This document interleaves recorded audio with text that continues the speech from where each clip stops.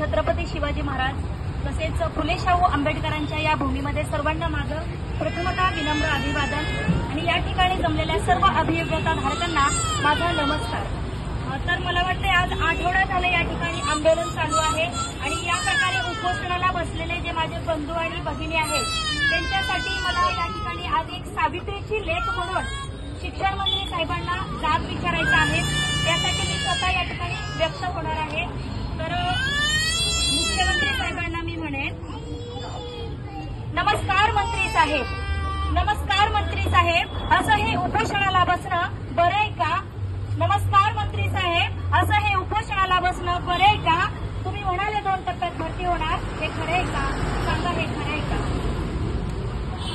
कसा तरी पहिला टप्पा केला तुम्ही, कसा तरी पहिला टप्पा केला तुम्ही, त्यात अपात्र किती, रिक्त किती, गैरहजर किती, 2017ची ही तीच स्थिती, तर ही कंत्राटी भरती, असा हा विरोधाभास बरं आहे का?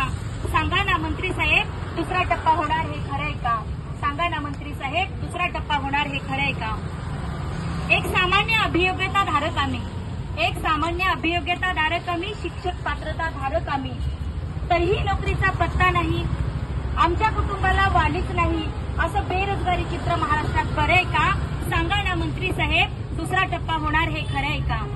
कित्येक शाळांना आज शिक्षक नाही, कित्येक शाळांना आज शिक्षक नाही, कोण रंगवणार त्या शाळेच्या भिंती, कोण गिरवणार या चिमुकल्यांच्या पाठीवरती, जर त्यांचा भाग्यविधाता बसला आज रस्त्यावरती घेऊन पदव्यांचं गाठोडं हाती? सांगा मंत्री साहेब, असं हे चित्र महाराष्ट्रात बरं आहे का?